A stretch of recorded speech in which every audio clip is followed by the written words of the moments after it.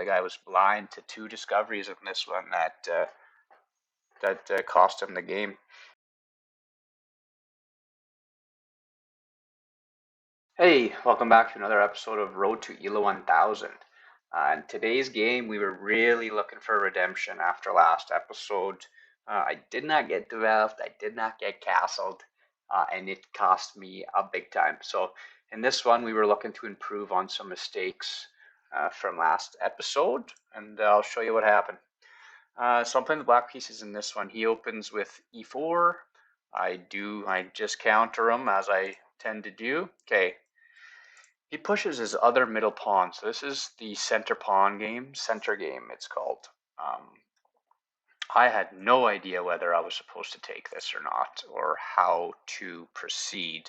I thought about bringing this out. I was worried about him pushing in, kicking my knight out. If I come up here, he could push me again. Then I'm just moving my knight around. But I go ahead and do it anyway because I'm not sure. I'm always so scared when they offer me like almost like a gambit. I am like, there's no way I'm taking any gambit pawns. That just feels like a trap. So next time I'm gonna take it after reviewing, but I don't in this one, and that's exactly what he does. He comes up and attacks my knight again, and I'm not going up there. I don't want to move it a third time. I bring it back, which turns out to be a book move. But he develops his other knight, and I just push ahead, make sure he doesn't chase that knight away again. Develops his other knight. I just offer him this c pawn because this pawn here is kind of taking up some important squares. Like I'm having a hard time getting developed here because this pawn is in my space. So I offer him. He doesn't take it. He just comes out here and attacks this. It's defended. I'm not worried about that. So I just end up taking the pawn, trying to get that thing out of there. Check. Didn't concern me. I moved my other bishop out, just blocking, and it's also developing, so I didn't mind. No real threat there. He takes back the pawn. I develop my other knight here because I'm trying to get castled, trying to learn from last time, get developed, get my guys castled. So I bring him out because I'm not going to castle the queen side because my queen only makes it to this square and he's wide open. So this was not a good move. I can see why they wanted this because if he takes, I basically have to take back with this, and then my pawn structure screwed up on my castling side. So at the time, I wasn't worried about that, but yeah, no, that wouldn't have been good. Thank goodness he doesn't capture. He drops his other knight back, getting out of the tension between the bishops. I'm just trying to get some space because I was feeling cramped, and it was, I wasn't concerned, but I was uncomfortable. This gives me a spot to put this other bishop, and then I don't have to worry about this anymore. Also, I in this square, perhaps. So he pushes there, doing nothing. Didn't like it, so I just developed that bishop. He castles, and I'm castled.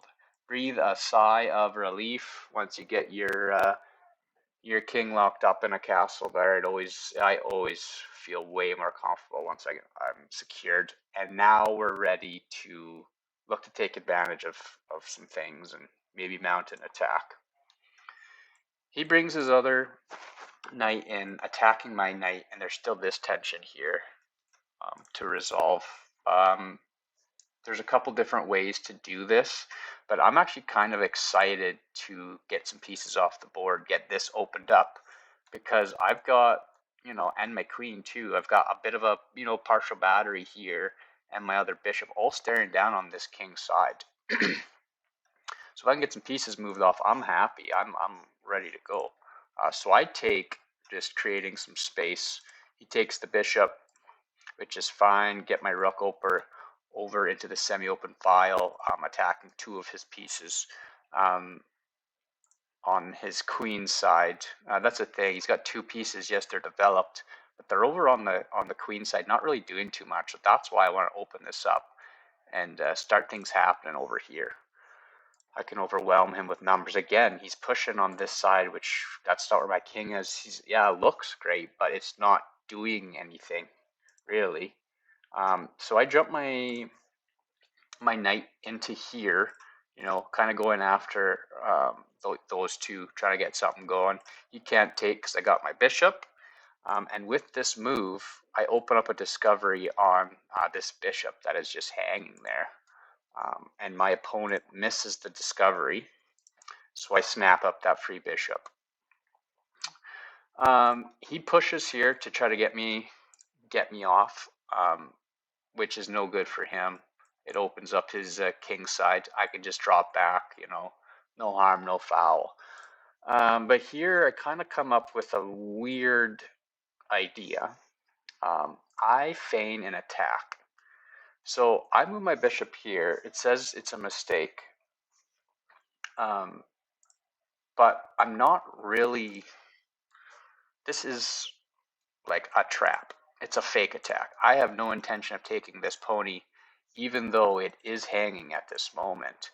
I'm just trying to distract him, basically, and hope that, play a move and hope that he takes this, because I wanted to take back with my queen, threatening checkmate here on h2.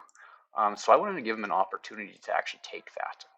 There's probably a better way to go about it, but at the time, this was the idea. So now I'm attacking him, he's attacking me. I'm hoping he just takes this, and then I'm gonna go here. I'm not even gonna bother. He decides to take this pawn on d6, so I just take back with my queen. And he goes down 2 points. He does end up taking back, which I can't recapture. Now that I use my queen to take out his knight, but still I go up. But look, like he's cracked wide open here. So I'm like, oh, okay, well, maybe I can still bring it over. It'll take me a little bit longer. Things are still defended. I've got pretty active pieces here. But then I find this sweet little move too. I move this this pawn up, looking like I'm maybe trying to push the pass pawn or get more things going here. And he completely misses that I open up this other discovery here now, threatening checkmate. And he completely misses it with a mistake. And I just thread the needle with my queen here for checkmate, ending the game. So I'm pretty happy with the way that one went. The whole time, just, remembering what happened last time, development and castle, and then go. And look what happens. Get your pieces on active squares, and good things happen. He's got his most powerful piece here, his queen, still on a starting square. It didn't even participate in the entire fight. So a bit of a waste on his part there. Yeah, so looking at the review, even game, even Stevens, right until this point. Oh, he was a bit blind to 2 discoveries in this game. Discoveries for the win. Misses this one. I snap it up. And we're all good until this other one too. Bang, another discovery, and he completely misses it. The guy was blind to 2 discoveries in this one that cost him the game. So computer says actually is 85.3, pretty good. I like it. We'll take that for sure. And played like a 1200. Love to see it. That feels pretty good. When it says you're playing that well. Opening was excellent, and middle game was great. So that's good. Oh, check out what my coach said here. This little computer coach. You really outplayed your opponent in that one. You played a bit better than your opponent in the opening. You destroyed them in the middle game. Whew. Scorching comment from the coach there. Holy, calm down, buddy. Other than that, if you made it this far in the video, guys, please leave me a thumbs up. If you want to see more of this, don't forget to subscribe. And other than that, thanks for popping in for a watch and a visit, and we'll catch you in the next one.